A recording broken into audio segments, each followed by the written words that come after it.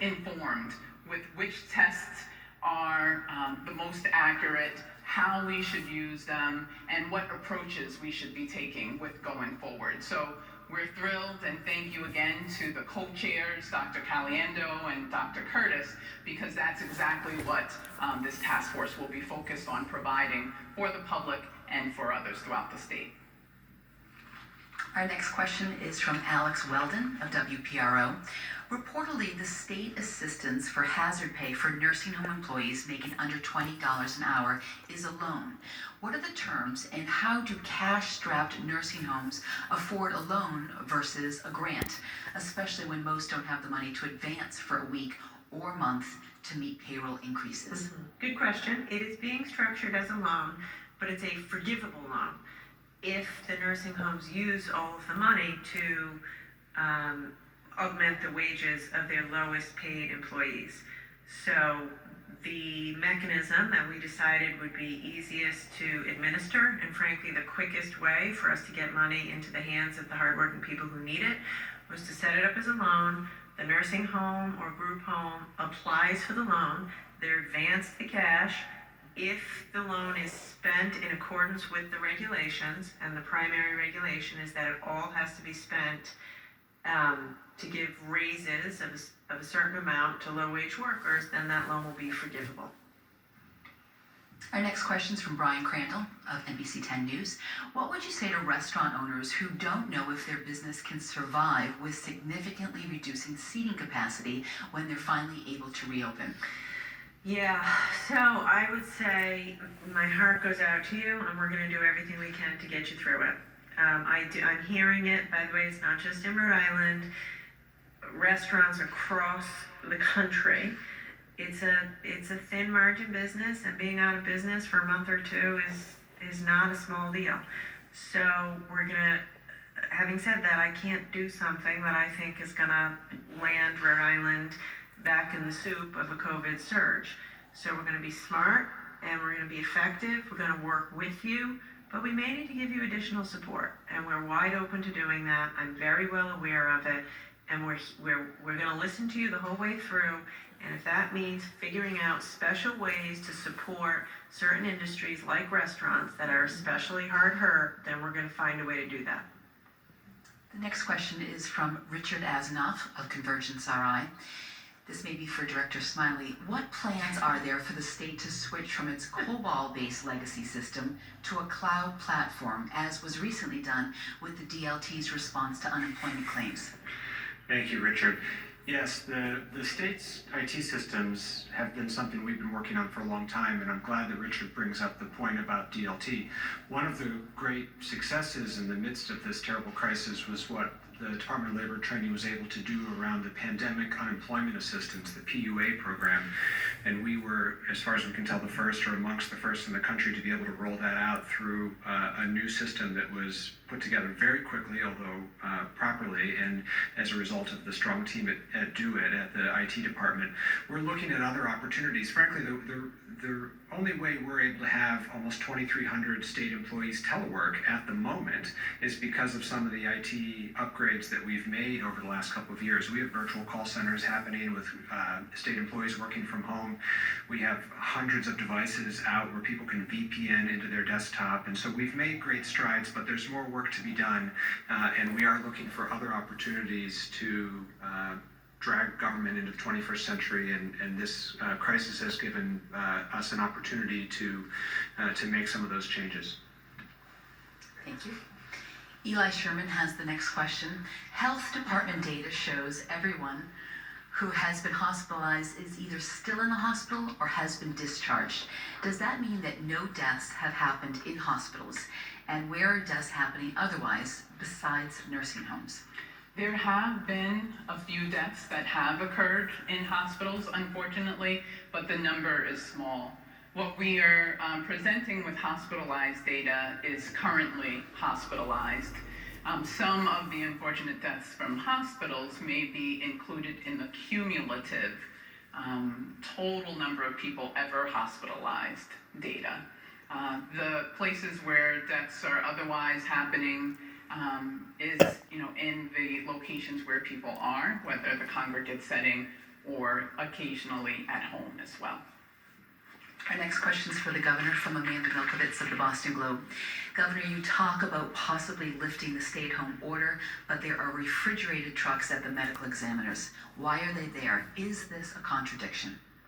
Okay, I'm gonna let her, but then it's addressed to me, so.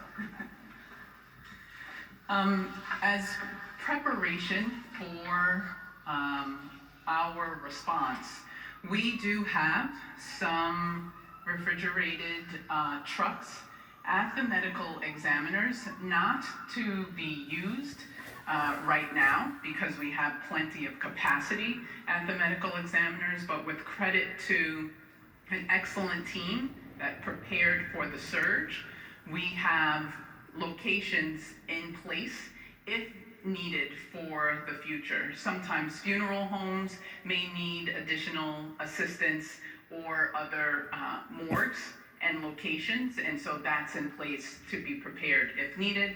It is not being used, and it's all part of our overall preparation, reminding the governor's statement of prepare for the worst but work for the best. So that's what we are doing.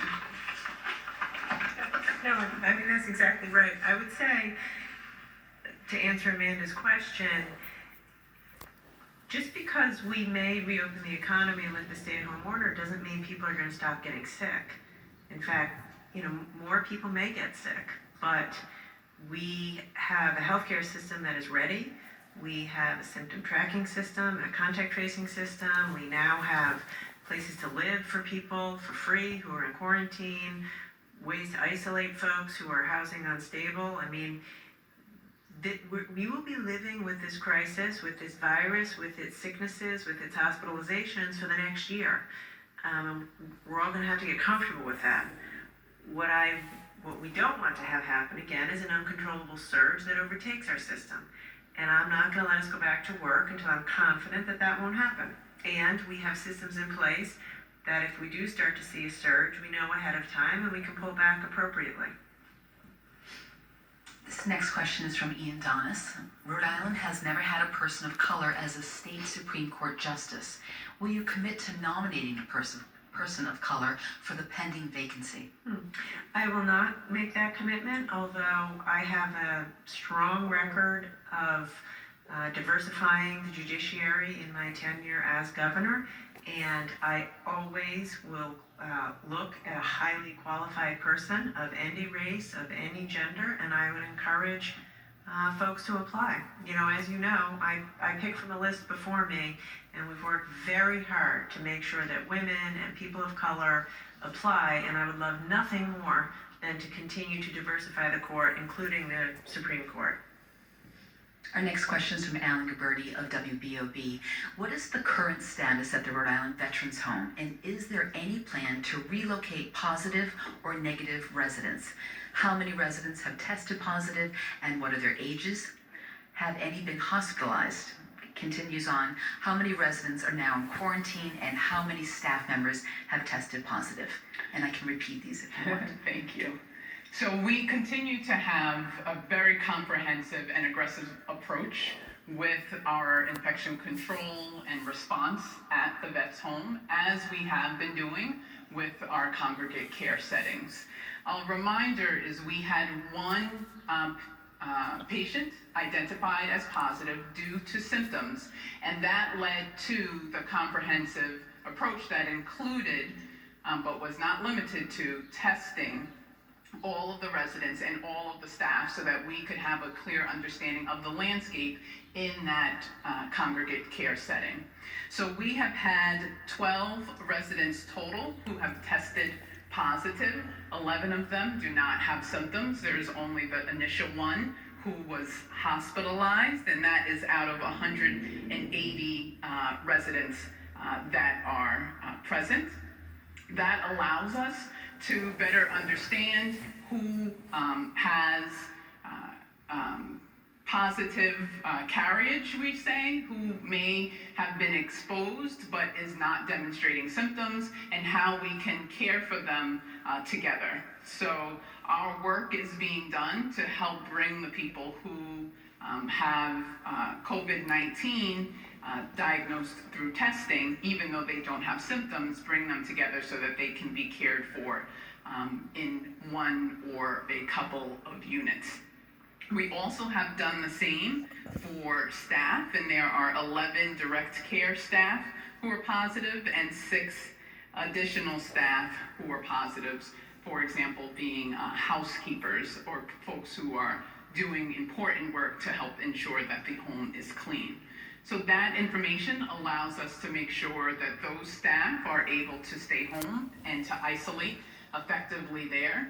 And we can work very closely with the staff who remain to ensure all staff, which we had determined several weeks ago, continues to wear the masks that they need, continues to be socially distant as much as they can, and continues to have access to frequent hand washing and hand sanitizer to keep themselves and the patients they're caring for safe. Okay. We're also looking How'd you into make out? ways Good. to help Good. ensure that staff I'm persons gonna make stay out. to Good. one area where they are, as I've talked about, Huh? one of the approaches in our congregate settings being limiting the different types of people that come in contact with the residents. So having this information in this environment allows us to do that more effectively. It'll take Our butts last down. question today is from Patrick Anderson of the Providence Journal. The number of people Huh? tested has dipped in recent days. Do you know why that is, and whether it reflects fewer people experiencing symptoms? It'll take butt down. We are not at the point of thinking yet that there are fewer people experiencing symptoms, but do anticipate that consideration Yeah. in the future. Nonetheless, we want to continue with the expanded testing approach. When we are reporting test results, we are reporting the results, which is usually a day or two after the test has been obtained. And over the weekend, because of some challenging weather, there were fewer tests that were done on Sunday, which resulted yesterday, Yeah. and that's what we are reporting today. On So all those day. types of changes can occur, but we want to continue the aggressive expanded testing strategy that I've And been Debbie. sharing and the governor has, including all of our high-risk populations that we'll Huh? continue to focus on. And Debbie going. Huh? Oh, everywhere, okay. And that was Governor Raimondo giving us the daily update on coronavirus in Rhode Island. A few key highlights